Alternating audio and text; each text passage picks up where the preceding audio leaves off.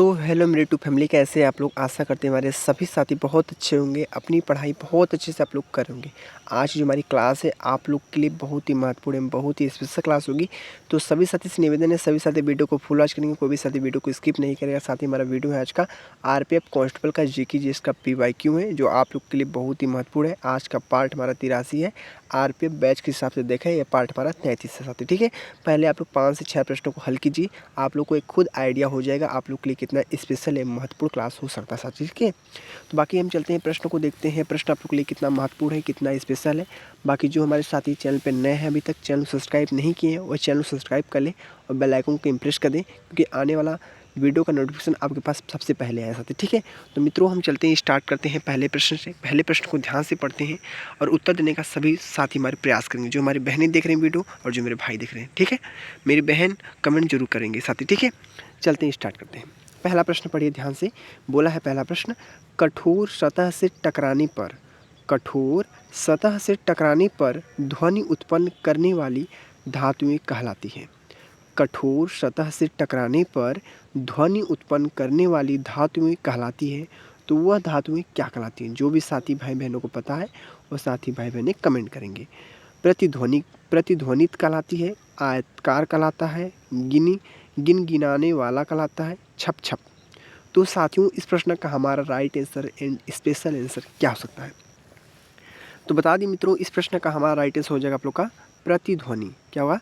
प्रतिध्वनित कहलाता है आप लोग का राइट आंसर पहला हो जाएगा साथी। बाकी मित्रों हम चलते हैं स्टेप बाय अगले नेक्स्ट प्रश्न को। ठीक है, अगले प्रश्न को पढ़ते हैं ध्यान से। आज का हमारा दूसरा प्रश्न आप लोग के लिए कितना महत्वपूर्ण है, ध्यान से पढ़िए आप लोग। नृत्य करती हुई महिला की कांस्य प्रतिमा सिंधु घाटी सभ्यता के किस शहर में पाई गई? तो साथियों ये प्रश्न हमारा स्ट्रेटेजी का है और आप लोग के लिए बहुत ही महत्वपूर्ण है। स्ट्रेटेजी के और हिस्ट्री का सम्मिलित प्रश्न है। ठीक है, इन्हीं टॉपिकों को आप लोग को ध्यान रखना है, इसीलिए मैं पीवाई को कराता हूँ, क्योंकि आप लोग को एक हैबिट हो, आप लोग को पहले सब कुछ पता चल जाएगा कि नहीं कहाँ से प्रश्न पूछे, कहाँ से प्रश्न नहीं पूछेंगे साथ। ठीक है, तो नृत्य करती हुई महिला की कांस्य प्रतिमा सिंधु घाटी सभ्यता के किस शहर में पाई गई? मोहनजोदड़ो में, कालीबंगा में, इलाहाबाद में, लोथल में। तो साथियों इस प्रश्न का हमारा राइट आंसर क्या हो सकता है? जो भी साथी भाई बहनों को पता है, मेरे भाई बहनें कमेंट करने का प्रयास करेंगे। इस प्रश्न का हो जाएगा राइट आंसर क्या होगा? मोहनजोदड़ो आप लोग का राइट आंसर हो जाए। ठीक है, दूसरा प्रश्न का पहला आंसर राइट आंसर। चलते हैं हम इसी प्रकार अगले नेक्स्ट प्रश्न को साथी, अगले प्रश्न को पढ़ते हैं। आज का हमारा प्रश्न है तीसरा प्रश्न क्या बोला है? तीसरा प्रश्न पूछा हमारा क्या है आप लोग के लिए? तीसरा प्रश्न ध्यान से पढ़िए। प्रश्न हमारा पूछा है फिजिक्स का, और साथियों ये फिजिक्स का प्रश्न है और आप लोग को मैंने बताया था पूरे साइंस से मात्र 7 ही प्रश्न पूछे जाते हैं। 3 प्रश्न फिजिक्स से, 2 प्रश्न केमिस्ट्री से, 2 प्रश्न बायोलॉजिकल सिस्टम से साथी। ठीक है, तो आज का तीसरा प्रश्न बोला है निकट दृष्टि दोष को दूर करने के लिए, निकट दृष्टि दोष को दूर करने के लिए किस लेंस का उपयोग किया जाता है? तो किस लेंस का उपयोग किया जाता है? तो जो भी साथी को पता हो साथी हमारा कमेंट करेंगे। बहुत ही सिंपल प्लस है। ठीक है, तो अवतल लेंस है, अवतल और उत्तल लेंस है, बाईफोकल लेंस है और उत्तल लेंस है। ठीक है, तो साथियों इस प्रश्न का हमारा राइट आंसर क्या हो सकता है? जो भी साथी पता हो साथी हमारी कमेंट करेंगे कि निकट दृष्टि दोष को दूर करने के लिए किस लेंस का उपयोग किया जाता है? तो किस लेंस का उपयोग किया जाता है बता देना। अवतल लेंस का उपयोग किया जाता है निकट दृष्टि दोष को। ठीक है, और दूर के लिए उत्तल लेंस का किया जाता है। ठीक है, इतनी बातों को ध्यान रखना। निकट दृष्टि दोष को दूर करने के लिए किस लेंस का उपयोग किया जाता है? तो अवतल लेंस बताएंगे, और दूर दृष्टि दोष को दूर करने के लिए किस लेंस का उपयोग किया जाता है? तो उत्तल लेंस बताएंगे आप लोग। ठीक है, एक प्रश्न से 2 प्रश्न हमारा तैयार हो गया। बाकी मित्रों अब हम चलते हैं स्टेप बाय अगले नेक्स्ट प्रश्न की ओर। अगला प्रश्न हमारा कौन सा आप लोग की स्क्रीन पे आज का हमारा है चौथा प्रश्न है। तो चौथा प्रश्न पढ़िए, निम्नलिखित में से कौन सा एक प्रकार का स्टेरॉइड, ठीक है, स्टेरॉइड हार्मोन है, स्रावित होता है, हार्मोन स्रावित होता है? तो साथियों इस प्रश्न का हमारा स्पेशल एंड राइट आंसर क्या हो सकता है? निम्नलिखित में से कौन सा एक प्रकार का स्टेरॉइड हार्मोन है, स्रावित होता है?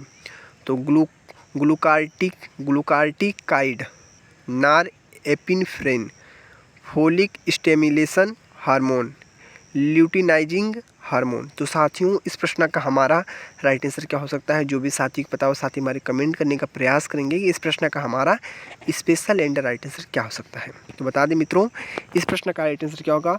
ग्लूकोकार्डिकाइड है, नार एपिनेफ्रिन है, फोलिक स्टिमुलेशन हार्मोन है और ल्यूटिनाइजिंग हार्मोन है। तो साथियों बता दें इस प्रश्न का हमारा राइट आंसर हो जाएगा, बहुत ही सिंपल एंड राइट आंसर हो जाएगा ग्लूकार्टिकाइड आप लोग का राइट आंसर हो जाएगा। बाकी मित्रों हम चलते हैं स्टेप बाय अगले नेक्स्ट प्रश्न की ओर। अगला प्रश्न पढ़ते हैं। आज का हमारा 5वां प्रश्न आप लोग के लिए कितना महत्वपूर्ण है, ध्यान से पढ़िए। इस 5वें प्रश्न को बोला है 1856 में भारत के किस गवर्नर जनरल ने अवध पर कुशासन के आरोप में कब्जा कर लिया? 1856 में भारत के किस गवर्नर जनरल ने अवध पर कुशासन के आरोप में कब्जा कर लिया? तो साथियों इस प्रश्न का हमारा राइट आंसर क्या हो सकता है? क्या डलहौजी है, रिपन है? ठीक है, डलहौजी, रिपन और आप लोग का 2 ऑप्शन है लीटन वेलेजली। तो साथियों इस 5वें प्रश्न का राइट आंसर क्या हो सकता है? आप लोग उत्तर देने का प्रयास कीजिए कि 1856 में भारत के किस गवर्नर जनरल ने अवध पर कुशासन के आरोप में कब्जा कर लिया? ठीक है, तो बता दें मित्रों इस प्रश्न का हमारा राइट आंसर हो जाएगा आप लोग का डलहौजी हो जाएगा। ठीक है, डलहौजी आप लोग का राइट आंसर हो जाएगा, यानी option number A is the mostly correct answer हो जाएगा। अब हम साथी चलते हैं स्टेप बाय अगले नेक्स्ट प्रश्न की ओर। मैंने आप लोग से बोला था पाँच प्रश्नों को अच्छे से हल कीजिए, आप लोगों को खुद पता चल जाएगा आप लोग के लिए कितना स्पेशल क्लास है। तो सभी साथी अब चलते हैं स्टेप बाय अगले नेक्स्ट प्रश्न की ओर। अगले प्रश्न को पढ़ते हैं, आप लोग के लिए कितना महत्वपूर्ण है। आज का प्रश्न नंबर हमारा 6 है, यानी आप लोग का 6वां प्रश्न क्या बोला, ध्यान से पढ़िए। 6ठे प्रश्न को बोला है निम्नलिखित में से किस पोषण तत्व की कमी के कारण घेंगा रोग होता है?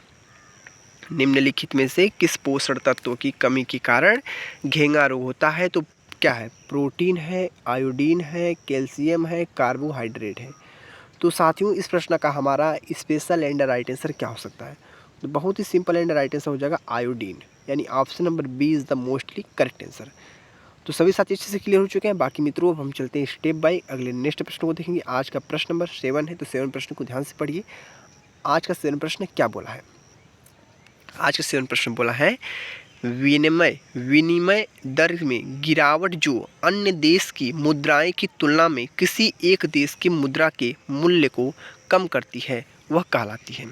विनिमय दर में गिरावट जो अन्य देशों की मुद्राएं की तुलना में किसी एक देश की मुद्रा के मूल्य को कम करती है वह कहलाती है। तो वह साथी क्या कहलाती है? मुद्रास्फीति कहलाती है, अवमूल्यन कहलाती है, अभिमूल्यन कहलाती है, प्रतिस्थापन विनिमय कहलाती है। तो साथियों इस प्रश्न का हमारा स्पेशल एंड राइट आंसर क्या होगा बता दें आप लोग का अवमूल्यन कहलाती है। आप लोग का option number B is the mostly correct answer. ठीक है, तो सभी साथी अच्छे से क्लियर हो चुके हैं मित्रों। अब वाक्य में चलते हैं स्टेप बाय अगले नेक्स्ट प्रश्न को। आज के प्रश्न को पढ़िए। आज हमारा 8वां प्रश्न, तो पहले प्रश्न को पढ़ते हैं फिर ऑप्शन को देखते हैं साथी। ठीक है, तो बस बने रहिए हमारे साथ एंड तक, आप लोग को बहुत कुछ सिखा कर भेजेंगे साथी। ठीक है, आप भी याद करेंगे नहीं किसी की क्लास अटेंड किए थे हम। ठीक है, के आधार पर मानव विकास सूचकांक का स्वास्थ्य घटक निर्धारित किया जाता है। के आधार पर मानव विकास सूचकांक का स्वास्थ्य घटक निर्धारित किया जाता है। तो क्या है? मातृ मृत्यु दर है, जन्म के समय जीवन प्रत्याशा है, स्वास्थ्य देखभाल की सुलभता है, शिशु मृत्यु दर है। मातृ मृत्यु दर है, जन्म के समय जीवन प्रत्याशा है, स्वास्थ्य देखभाल की सुलभता और शिशु मृत्यु दर। तो साथियों इस प्रश्न का हमारा स्पेशल एंड राइट आंसर क्या होगा? जो भी साथी पता है वो साथी हमारे कमेंट करेंगे। जो हमारी बहनें देख रहे हैं वीडियो को, मेरी बहन कमेंट करेंगे। प्लीज़ मेरी बहन कमेंट जरूर करना, क्योंकि आपकी एक कमेंट्स ना मुझे फुल मोटिवेशन मिलता है कि मेरी बहन ने कमेंट किया। ठीक है, तो बताएंगे सभी हमारी भाई बहनों। इस प्रश्न का राइट आंसर हो जाएगा आप लोग का जन्म के समय जीवन प्रत्याशा। ठीक है, तो सभी लोग अच्छे से क्लियर हो चुके हैं। यह प्रश्न आपके लिए बहुत ही ज़्यादा महत्वपूर्ण है, सारे प्रश्न, क्योंकि आपके लिए प्रश्न ही बनाया जा रहा साथी स्पेशल आरपीएफ कांस्टेबल के लिए। इन प्रश्नों को स्किप कर देंगे ना तो आप लोग बहुत पछताएंगे साथी। ठीक है, क्योंकि आप लोग एग्जाम में प्रॉब्लम हो सकती है। बाकी किसी प्रश्न को हल्के में मत लेना, सही प्रश्न आपके लिए बहुत ही महत्वपूर्ण, नहीं तो एग्जाम आपको हल्के मिलेगा साथी। ठीक है, तो चलते हैं अगले नेक्स्ट प्रश्न की ओर। अगला प्रश्न हमारा कौन सा? आज का 9वां प्रश्न है निम्नलिखित में से कौन तृतीयक क्षेत्र नहीं है? निम्नलिखित में से कौन तृतीयक क्षेत्र नहीं है? तो साथियों इस प्रश्न का आंसर क्या हो सकता है? निम्नलिखित में से कौन तृतीयक क्षेत्र नहीं? तृतीयक क्षेत्र पूछा साथी, ठीक है। तो पर्यटन है, टेक्सटाइल है, बैंकिंग है, परिवहन है। तो साथियों इस प्रश्न का हमारा स्पेशल एंड राइट आंसर क्या हो सकता है? तो बता दें मित्रों, इस प्रश्न का राइट आंसर आपका हो जाएगा क्या? टेक्सटाइल। आप लोग का answer number B is the mostly correct answer, ठीक है। बाकी मित्रों अब हम चलते हैं स्टेप बाय अगले नेक्स्ट प्रश्न की ओर। अगले प्रश्न को पढ़ते हैं ध्यान से। अगला प्रश्न हमारा कौन सा आप लोग के लिए स्क्रीन पे आज का हमारा है 10th प्रश्न साथी। 10th प्रश्न क्या बोला है, ध्यान से पढ़ेंगे सभी साथी अच्छे से। बोला है 2014 में निम्नलिखित में से किस खिलाड़ी को देश के सर्वोच्च नागरिक सम्मान भारत रत्न से सम्मानित किया गया था? 2014 में निम्नलिखित में से किस खिलाड़ी को देश के सर्वोच्च नागरिक सम्मान भारत रत्न से सम्मानित किया जाता है? तो साथियों अभिनव बिंद्रा है, सचिन तेंदुलकर है, मैरी कॉम है, महेंद्र सिंह धोनी है। तो जो भी साथी भाई बहनों को पता है आंसर, मेरे भाई बहनें कमेंट करने का प्रयास करेंगे कि 2014 में निम्नलिखित में से किस खिलाड़ी को देश के सर्वोच्च नागरिक सम्मान भारत रत्न से सम्मानित किया गया? तो साथ ही बता दें इस प्रश्न का हमारा स्पेशल एंड राइट आंसर हो जाएगा आप लोग का सचिन तेंदुलकर, आप लोग का राइट आंसर हो जाएगा, ठीक है। Option number B is the mostly correct answer, ठीक है। बाकी मित्रों हम चलते हैं स्टेप बाय अगले नेक्स्ट प्रश्न की ओर पढ़ते हैं। आज का अगला प्रश्न आप लोग के लिए 11th है, तो 11th प्रश्न को ध्यान से पढ़ते हैं। आज के 11th प्रश्न क्या बोला आप लोग के लिए, कितना महत्वपूर्ण है, कितना स्पेशल आप लोग समझ सकते हैं साथ, ठीक है। बाकी पढ़िए आज, ठीक है। सिंधु नदी का उद्गम स्थल कहाँ है? सिंधु नदी का उद्गम स्थल है जो साथी वो कहाँ है? तिब्बत में है पहला आंसर, लाहौर में है दूसरा आंसर, भारत है तीसरा आंसर, चौथा आप लोग का भूटान। तो साथियों सिंधु नदी का उद्गम स्थल वह कहाँ है? तो जो भी साथी भाई बहनों को पता है मेरे भाई बहनें कमेंट करेंगे कि सिंधु नदी का उद्गम स्थल कहाँ है। और कोई भी साथी हमारा तुक्का का प्रयोग कतई नहीं करेगा, क्योंकि आप लोग को पता है -1/3 के नेगेटिव मार्किंग भी उपलब्ध है इस एग्जाम में। तो इस प्रश्न का जो हमारा स्पेशल एंड राइट आंसर हो जाएगा आप लोग का तिब्बत हो जाएगा साथी, ठीक है। तो बहुत अच्छे से आप लोग क्लियर हो चुके हैं, तो सभी साथी अच्छे से। बाकी मित्रों भाई बहनों अब हम चलते हैं स्टेप बाई अगले नेक्स्ट प्रश्न को, ठीक है। अगले प्रश्न को पढ़ते हैं। आज का प्रश्न नंबर हमारा 12th है, तो प्रश्न नंबर 12th को ध्यान से पढ़ेंगे। आज का 12th यानी 12 प्रश्न क्या बोलता है?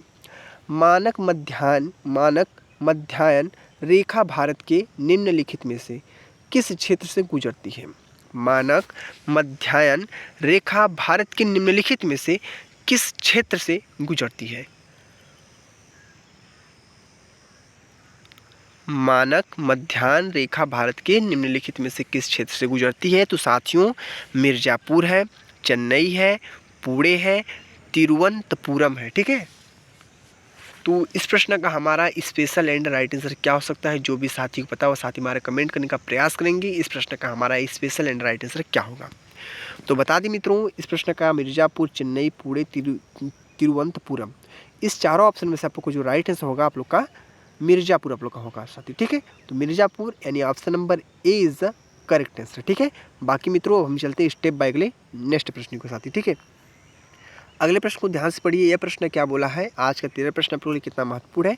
किस वर्ष भारतीय राष्ट्रीय कांग्रेस ने भारत के संविधान को बनाने के लिए एक संविधान सभा की मांग की?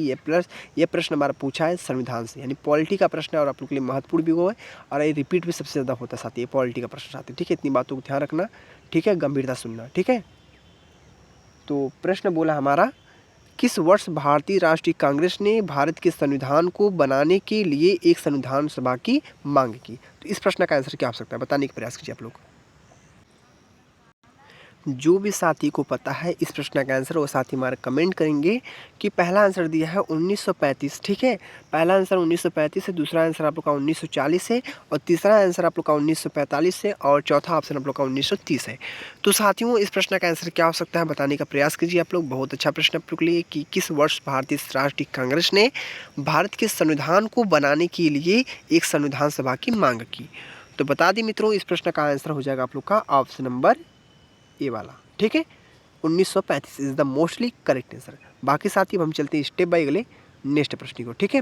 अगले प्रश्न को पढ़ते हैं। आज का प्रश्न नंबर हमारा है आप लोग की स्क्रीन पे। आज का 14 प्रश्न क्या बोला है? ध्यान से पढ़ेंगे सभी साथी अच्छे से। आज का 14 प्रश्न क्या बोला है? आज का 14 प्रश्न बोला हमारा 1971 से 1972 में अमार सोनार बांग्ला गीत को किस देश ने अपने राष्ट्रगान के रूप में अपनाया था? तो साथ ही ये प्रश्न आप लोग के लिए बहुत ही ज़्यादा महत्वपूर्ण है, क्योंकि 1971 में अमार सुनार बांग्ला जो है वो गीत को किस देश ने अपने राष्ट्रगान के रूप में अपनाया था? बांग्लादेश ने, पाकिस्तान ने, नेपाल ने, श्रीलंका ने। साथ ही ये प्रश्न आप लोग के लिए बहुत ही ज़बरदस्त है और सभी साथी से निवेदन है, सभी साथी कमेंट करने का प्रयास करेंगे इस प्रश्न का आंसर, ठीक है, क्योंकि बहुत ही लाजवाब प्रश्न आप लोग के लिए। तो बता दें साथी, इस प्रश्न का आंसर आप लोग का हो जाएगा, क्या होगा? बांग्लादेश, ठीक है, क्या होगा? बांग्लादेश। तो साथ ही 1971-72 में अमार सुनार बांग्ला गीत को किस देश ने अपने राष्ट्रगान के रूप में अपनाया था साथी? तो बांग्लादेश को राइट आंसर मारेंगे, क्योंकि यहाँ से पता चल जा रहा है बांग्ला से बांग्लादेश, ठीक है, इतनी बातों का ध्यान रखना। अमार सुनार बांग्ला गीत, तो बांग्लादेश आप लोग का राइट आंसर हो जाएगा। तो सभी साथी चीज़ से क्लियर हो चुके हैं। बाकी मित्रों हम चलते हैं स्टेप बाय अगले नेक्स्ट प्रश्न को, ठीक है। अगले प्रश्न को पढ़िए आप लोग। आज का हमारा 15 प्रश्न है, तो 15 प्रश्न ने क्या बोला, ध्यान से पढ़िए। 69% आरक्षण 69% आरक्षण प्रदान करने वाला भारत एकमात्र राज्य कौन सा है? भारत का एकमात्र राज्य कौन सा है? तो जो भी प्रिय साथियों मेरे भाई बहनों को पता है, मेरे भाई बहनें कमेंट करने का प्रयास करेंगे कि तमिलनाडु हो सकता है, केरल हो सकता है, और मध्य प्रदेश हो सकता है, या आंध्र प्रदेश हो सकता है। बहुत ही लाजवाब प्रश्न आप लोग के लिए, बहुत ही ज़्यादा महत्वपूर्ण भी है। प्रश्न को हल्के मत लेना साथी, नहीं तो एग्जाम ना आपको हल्के में पक्का ले लेगा, इतनी बातों को क्लियर रखना, ठीक है। तो बता दें साथियों, 69% आरक्षण प्रदान करने वाला भारत एकमात्र राज्य कौन सा है? तो क्या आप लोग का राइट आंसर मारेंगे? तमिलनाडु को। क्या? Tamil Nadu is the perfect answer, यानी राइट आंसर, करेक्ट आंसर साथी, ठीक है। तो बहुत अच्छे से आप लोग क्लियर हो चुके हैं। बाकी मित्रों अब हम चलते हैं स्टेप बाय अगले नेक्स्ट प्रश्न की ओर। अगला प्रश्न हमारा कौन सा आप लोग की स्क्रीन पे? आज का हमारा प्रश्न नंबर 16 है। तो 16 प्रश्न को ध्यान से पढ़ेंगे सभी मित्र लोग, ठीक है। आज का 16 प्रश्न बोला है कि निम्नलिखित में से कौन सा महाद्वीप गोंडवाना लैंड का हिस्सा नहीं है? तो हाँ नहीं में बहुत से साथी हमारे कंफ्यूज जाते हैं, तो हाँ नहीं को ध्यान से रखना आप लोग, और क्वेश्चन को जितना हो सके उतना सावधानीतापूर्वक आप लोग पढ़ना साथी, ठीक है। तो निम्नलिखित में से कौन सा महाद्वीप गोंडवाना लैंड का हिस्सा नहीं है, ठीक है। तो क्या बोला है? इस प्रश्न का आंसर हो सकता है ऑस्ट्रेलिया हो सकता है, या आप लोग का उत्तरी अमेरिका हो सकता है, या दक्षिण अफ्रीका हो सकता है, या अंटार्कटिक हो सकता है। तो ठीक साथियों, इस प्रश्न का आंसर बताने का प्रयास कीजिए कि निम्नलिखित में से कौन सा महाद्वीप गोंडवाना लैंड का हिस्सा नहीं है?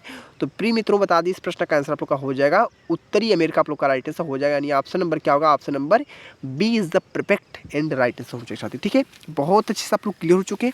बाकी साथियों अब हम चलते हैं स्टेप बाय अगले नेक्स्ट प्रश्न को, ठीक है। अगले प्रश्न को पढ़ते हैं। आज का प्रश्न नंबर हमारा है 17 प्रश्न क्या बोला है? 1773 और 74 में अंग्रेजी ईस्ट इंडिया कंपनी द्वारा सर्वोच्च न्यायालय की स्थापना कहाँ की गई थी? 1773 और 74 में अंग्रेजी ईस्ट इंडिया कंपनी द्वारा सर्वोच्च न्यायालय की स्थापना कहाँ की गई? तो जो भी साथी हमारे प्रिय भाई बहनों को पता है, मेरे प्रिय भाई बहनें कमेंट करने का प्रयास करेंगे कि इस प्रश्न का आंसर यही हो सकता है। बम्बई है, कोलकाता है, दिल्ली है, मद्रास है। आप लोग के पास 4 ऑप्शन है और same to same A to Z ditto प्रश्न आप लोग के ऐसे मिलेंगे एग्जाम में, और अब बस आप लोग को सही आंसर को टिक मार के आना साथी, ठीक है। तो बता दी प्रिय साथियों, इस प्रश्न का जो हमारा राइट आंसर हो जाएगा आप लोग का कोलकाता हो जाएगा साथी, ठीक है। कितने प्रिय भाई बहनों का राइट आंसर सही था? कोलकाता। सभी लोग कमेंट करेंगे, किसी को ऐसा नहीं कि आप लोग कमेंट नहीं कर सकेंगे, सभी साथी हमारे कमेंट करेंगे। छोटे से बड़े भाइयों से निवेदन है, कमेंट करने का प्रयास जरूर से जरूर करेंगे साथी, ठीक है। एक मेरा हौसला बुलंद रहेगा ना, तो आपका हौसला मैं अधिकतर बढ़ा दूंगा साथी, ठीक है। और जितना भी प्रश्न लाता हूँ आप लोग के लिए सभी महत्वपूर्ण होते हैं, बहुत ही ज़्यादा महत्वपूर्ण होते हैं। आप लोग जो एग्जाम देने जाएंगे साथी ना, उनको पता होगा, ठीक है। तो चलते हैं अगले नेक्स्ट प्रश्नों को देखेंगे साथी। अगले प्रश्न को पढ़ते हैं। आप लोग कहीं से पढ़िए, उससे हमसे नहीं मतलब, बस जो मैं बता रहा हूँ उनको अच्छे से तैयार कर लेना, क्योंकि आप लोग के लिए PYQ और प्रैक्टिस सेट, मॉक टेस्ट, तीनों इंपॉर्टेंट ये टिप्स बहुत ही ज़्यादा जरूरी है। इनको तैयार करना आप लोग के लिए बहुत ही अति आवश्यक है, और कोई भी साथी हमारा स्किप नहीं करेगा वीडियो, ठीक है। तो पढ़िए आज का 18 प्रश्न को। मूल रूप से लोकसभा में अनुसूचित जाति के लिए कितनी सीटें आरक्षित थी? कितनी सीटें आरक्षित थी? 55, 79 और कौन सा 70, 25। तो साथियों इस 18 प्रश्न का हमारा स्पेशल एंड राइट आंसर क्या होगा? बहुत अच्छा लाजवाब प्रश्न का राइट आंसर हो जाएगा 79, यानी आप लोग का 7, 9, 79 is the perfect and right answer हो जाएगा साथी।